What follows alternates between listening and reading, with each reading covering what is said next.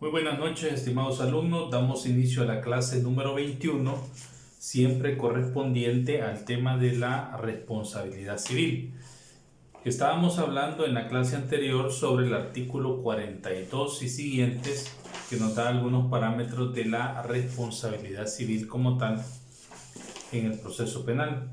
Ya habíamos mencionado algunas ideas claves del artículo 42, donde nos dice pues que la acción civil derivada de los hechos punibles se ejercerá, dice, por regla general dentro del proceso penal contra los autores o partícipes del delito y en su caso contra el civilmente responsable.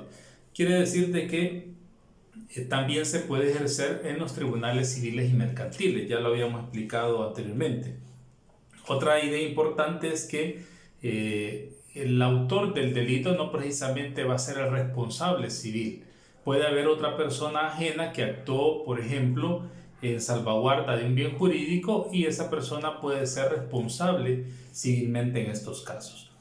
Y habíamos hecho también un análisis sobre algunas de los principios que no se aplican, como es el principio de proporcionalidad, de personalidad.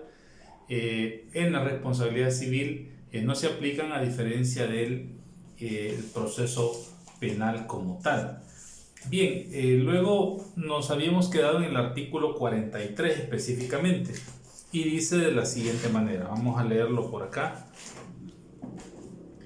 Dice, en los delitos de acción pública, la acción civil contra los partícipes del delito será ejercida conjuntamente con la acción penal, sin perjuicio de que puede intentarse ante los tribunales civiles o mercantiles, pero no se podrá promover simultáneamente en ambas competencias.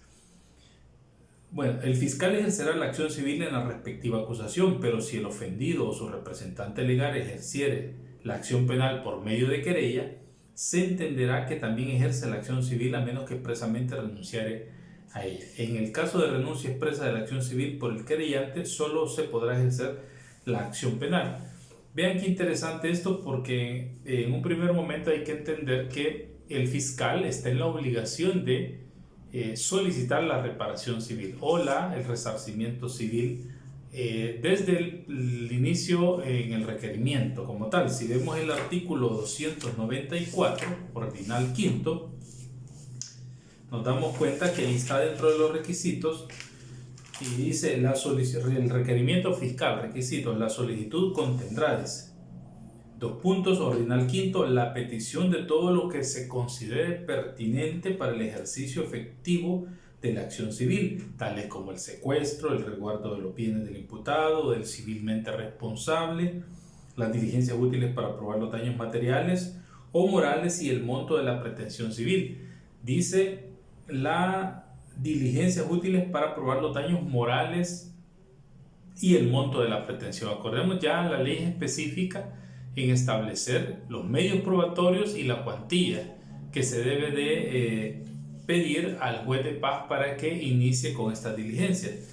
También la ley nos aclara pues de que si la víctima se ha mostrado como parte querellante, si ha contratado un abogado particular para que la represente, se debe entender de que este profesional está ejerciendo también la acción civil y ya no lo haría el representante fiscal, a menos que lo haya renunciado expresamente y se dedique solo a perseguir la acción penal. Ahora, dice el inciso segundo, el fiscal ejercerá la acción civil en la respectiva acusación, pero si el ofendido o su representante legal ejerciera la acción penal por medio de querella, se entenderá que también ejerce la acción civil, a menos que expresamente renunciare a ella. En el caso de renuncia expresa de la acción civil por el querellante, solo se podrá ejercer la acción penal. Vea, es interesante porque esto de la responsabilidad civil tiene un elemento que es una declaración unilateral como tal. Entonces, cuando se hace esa declaración unilateral, únicamente la puede hacer la persona ofendida o quien tenga la calidad de víctima, de acuerdo al artículo 105 del Código Procesal Penal. Y esta declaración no requiere de mayor motivación como tal, no una explicación de por qué yo quiero renunciar a perseguir civilmente al imputado o al responsable civilmente. No requiere nada de esto. Tiene otro elemento que es meramente, diríamos, el elemento patrimonial, porque esa es la naturaleza de la responsabilidad civil, ¿no? Obtener un resarcimiento, reparar el daño o tener una indemnización, restituir la cosa, que le devuelvan la cosa objeto del delito. Entonces, estas características, pues también es importante mencionarlas, que las reviste la persona que tiene la facultad de decidir si persigue o no civilmente a otro. Dice el artículo 44, en los delitos de acción privada podrá ejercitarse la acción civil conjuntamente con la penal, o solo aquella, dice, en los delitos de acción privada podrá ejercitarse la acción civil conjuntamente con la penal. Los delitos de acción privada ya conocemos que son aquellos que se inician ante un tribunal de sentencia y que éste tiene conocimiento mediante un procedimiento especial que está ya por el artículo 408, 410, y los delitos están consagrados en el artículo 28 del Código Procesal Penal. Dice, o solo aquella en la jurisdicción civil o mercantil, la responsabilidad civil. En el último caso, la acción penal se tendrá por renunciada. Interesante este dato, pues, porque cuando hablamos de la renuncia de la acción civil, pues, esto se establece básicamente en esta clase de delitos como tal, delitos de acción privada. No procede para los delitos de acción pública, ni mucho menos para los delitos de acción pública por instancia particular. Hay que ser claro, solo en los delitos de acción privada, los que se inician ante un tribunal de sentencia. Aquí también cabe mencionar que pueden ubicarse los delitos que han sido transformados como delitos de acción privada. Si ustedes recuerdan, nuestro código establece que las acciones públicas, dice, podrán ser transformadas en acciones privadas. El fiscal las transforma a petición de la víctima. Y hay varias circunstancias. Las vimos en Procesal Penal 1, cuando, por ejemplo, se presenta una denuncia a la fiscalía, se empieza a investigar y después el fiscal dice de que no hay mérito, desestima la acción, pues no hay mérito para iniciar el requerimiento. Pero la víctima sí decide, considera de que sí se puede iniciar, pide que se autorice la transformación de esa acción pública a una acción privada y a través de un abogado particular inicia la acción. Aquí pudiera darse esa posibilidad también. Ahora, si vemos el artículo 45 nos da unas ideas unos casos bastante interesantes también que pueden considerar. Dice, la acción civil se extingue, se termina. Número 1, por renuncia expresa del ofendido o de su representante legal. Cuando dice por renuncia expresa del ofendido, aquí nos vamos al artículo 105 también. Y el artículo 105 habla de víctima. Dice, se considera víctima el directamente ofendido del delito, al cónyuge, compañero de vida o conviviente, a los parientes dentro del cuarto grado de consanguinidad y segunda afinidad, al hijo o padre adoptivo y al heredero testamentario, en los delitos cuyo resultado sea la muerte del ofendido, a los socios respecto de los delitos que afecten una sociedad, a las asociaciones en aquellos delitos que afecten intereses colectivos o difusos, etc. Cualquiera de estas personas, perfectamente, cualquiera de estas personas pudiese renunciar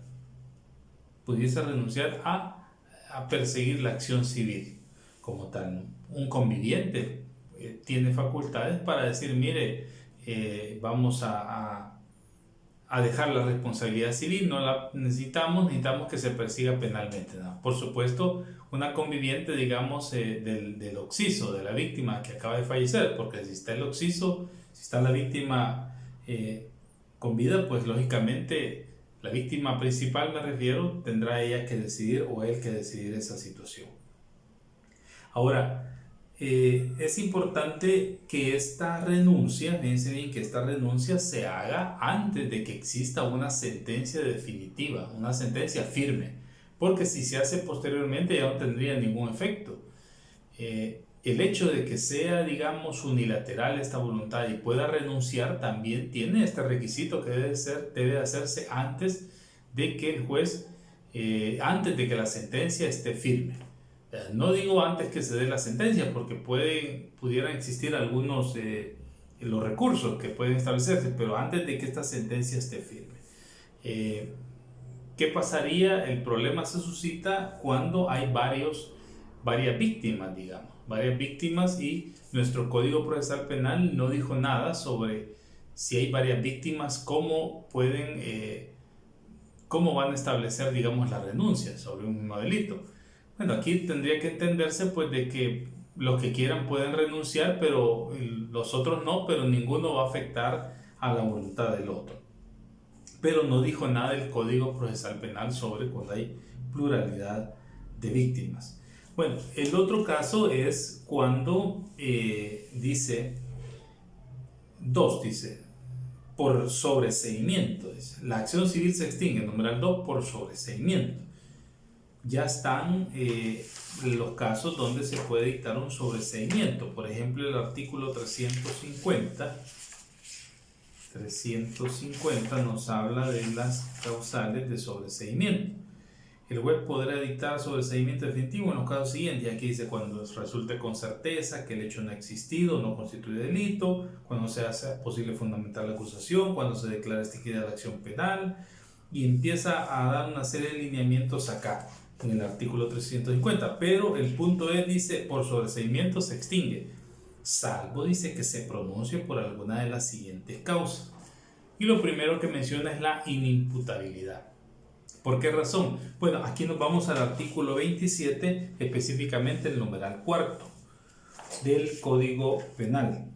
Artículo 27, numeral cuarto del Código Penal, y lo relacionamos también con el artículo 117. Artículo 27, numeral cuarto,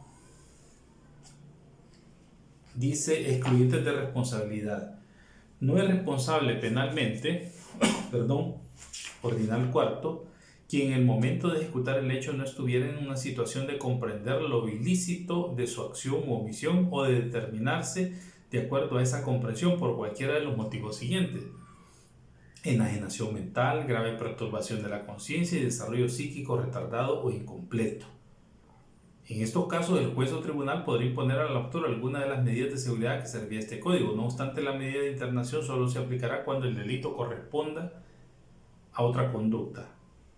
Y ahí establece otra circunstancia. Esto dice cuando el imputado padezca de una enajenación mental, grave perturbación de la conciencia y desarrollo psíquico. Entonces, claro, ahí no se extingue por eso, porque quien va a ser el responsable va a ser su curador o su tutor, quien tenía la custodia, la responsabilidad de atención de esta persona. Vámonos al artículo 117 del Código Penal, y dice de la siguiente manera: la exención, dice, de responsabilidad penal declarada conforme a los números 3, 4 y 5 del artículo 27 de este código no comprende la de la responsabilidad civil, que será efectiva conforme a las siguientes reglas.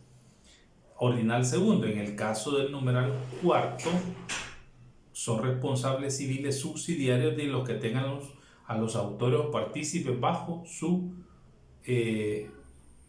potestad o guarda legal, o de hecho siempre que exista de su parte culpa o negligencia. También pudiera darse el caso de los ordinales 3 y 5, como dice acá la ley en el artículo 117, ¿no? Que esos son otras de las causales también por las cuales no se extingue la responsabilidad civil, porque hay otra persona involucrada también que precisamente no es la que cometió el delito, o no puede ser la que cometió el delito, pero sí tiene una relación directa con el acusado.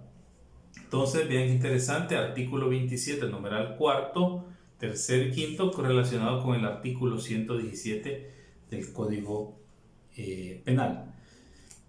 El literal B dice, también no se extingue por excusa absolutoria, dice, cuando no se refiera a la responsabilidad civil. Bien, la excusa absolutoria es una institución, es una calidad o características que tiene el hecho y sobre las cuales lo exime de responsabilidad, lo puede eximir o lo exime de responsabilidad penal y de civil a la vez. Ya están establecidos algunos casos de excusas absolutorias como tal, pero hay excusas absolutorias que solo eximen de responsabilidad penal y no de civil, como es el caso que se está planteando acá. Y nos vamos a los artículos 201, 203 y 206, 252 y 263 del Código Penal. Vamos a ver, 201, el artículo 201 nos dice lo siguiente.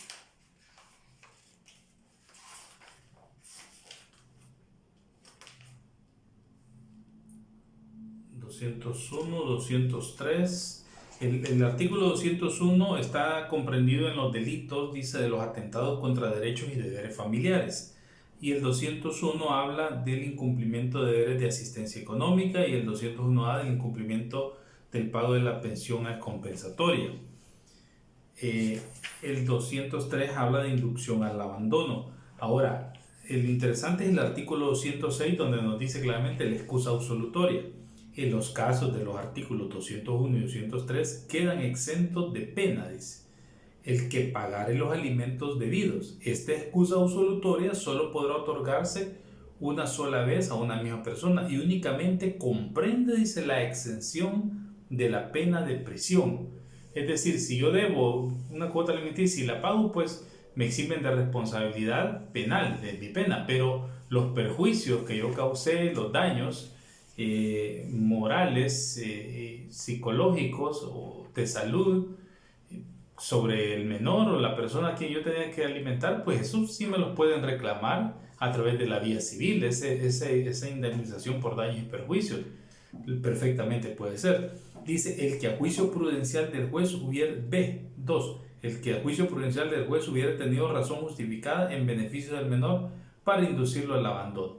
Este es otro caso también donde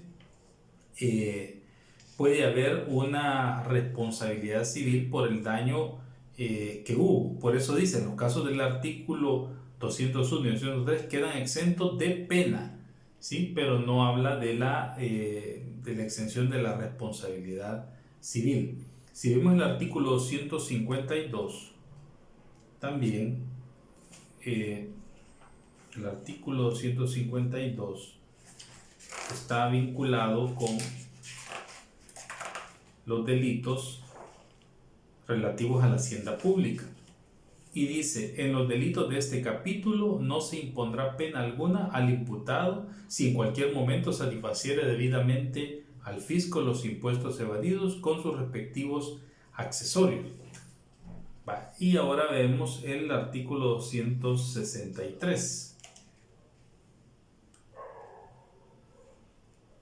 El artículo 263, que está dentro de los delitos relativos al medio ambiente, dice, en los casos previstos en este capítulo, cuando así procediere, si el autor voluntaria y oportunamente reparará el daño ocasionado, no incurrirá en pena alguna. El juez o tribunal motivadamente ordenará que a cargo del autor del hecho se adoptaren las medidas encaminadas a restaurar en lo posible el equilibrio ecológico perturbado, así como adoptar cualquiera de las medidas accesorias necesarias para la protección de los bienes tutelados en este capítulo.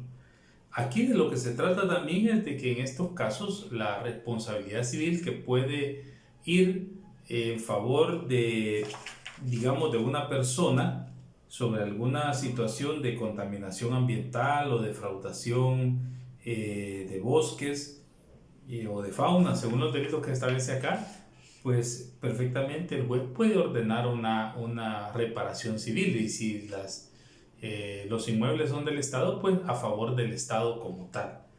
Esto no tiene, en estos casos, por supuesto, esto tiene que demostrarse, ¿no? Tiene que demostrarse, no puede establecerse una sanción, una cuantía, decíamos, así de manera arbitraria o antojadiza por el juez, sin ningún medio probatorio. Ahora, La otra causal se dice muerte del procesado. Aquí vamos a relacionar el artículo 122 del Código Penal. La muerte del procesado, 122. Dice la transmisión de la reparación civil.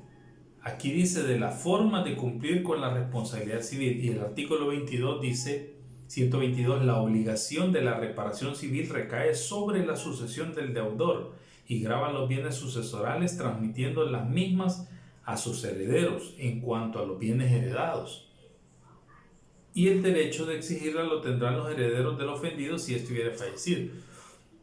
Entonces, el hecho de que muera el procesado, fíjense bien, muerte del procesado. El hecho de que muere el procesado no quiere decir de que la responsabilidad civil se va a extinguir también. Esta, digamos, consecuencia pasa a los herederos, como lo dice el 122.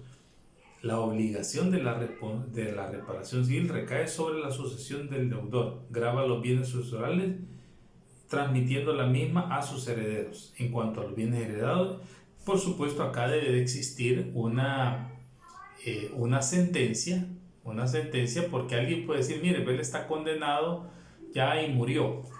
En este caso, ¿qué va a pasar cuando se termina la responsabilidad civil? No, la asumen los herederos. ¿Qué pasaría si estuviera siendo procesado? Bueno, si está siendo procesado, no hay una sentencia todavía. No podría establecerse, digamos, si no hay una responsabilidad, no podría establecerse una forma de cómo transmitir esa cuantía, pues porque no hubo un pronunciamiento como tal sobre eso. Bien, vamos a ver el artículo, sigamos con el artículo 45, dice prescripción, amnistía, dice. Este es otro caso donde no se extingue la responsabilidad civil. Amnistía. Cuando el decreto que la conceda deja subsistente la responsabilidad civil. Aquí fíjense de que cuando se dio para nuestro país, por ejemplo, en 1992, se da, después de la firma de los acuerdos de paz, se da una ley de amnistía que establece una ley amplia y absoluta, incluso comprendía lo relativo a la responsabilidad civil.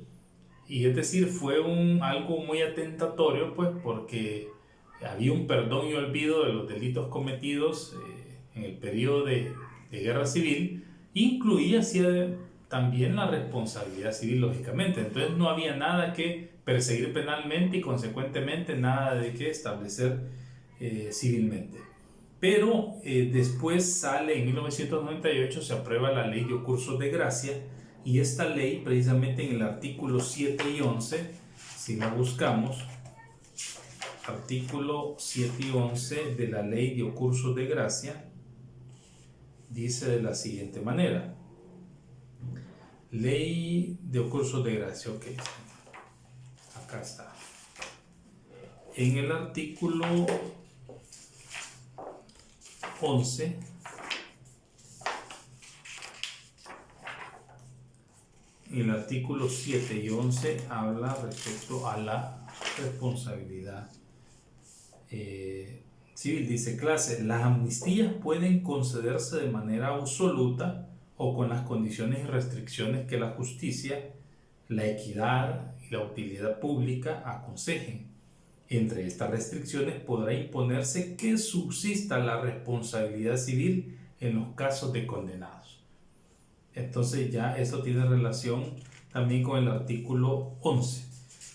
Dice, la amnistía se entenderá concedida sin perjuicio de la responsabilidad civil en que hayan incurrido los amnistiados condenados por sentencia ejecutoriada, si esa fuera la restricción impuesta, pudiendo en consecuencia a los interesados hacer efectiva dicha responsabilidad. Respecto a los imputados o aquellos a quienes no se ha instruido proceso, la extinción de la responsabilidad penal por la amnistía lleva implícita la extinción de la responsabilidad civil en que pudieran ser condenados. Bueno, cuando no han sido procesados como tal. Si la amnistía fuere condicional, dice, surtirá los mismos efectos expresados en los artículos anteriores, siempre que las condiciones o restricciones impuestas no se opusieren a ello. Bien, entonces aquí relacionamos estos dos artículos de la amnistía y de la ley o curso de gracia. También tenemos la 45, nos habla y dice, mire, otro caso donde no se extingue la acción civil es por la prescripción de la acción penal. Ahora, ¿por qué no se extingue por la prescripción de la acción penal? La prescripción tiene un tiempo, pero no se prescribe por lo que establece el artículo 2253 del Código Civil.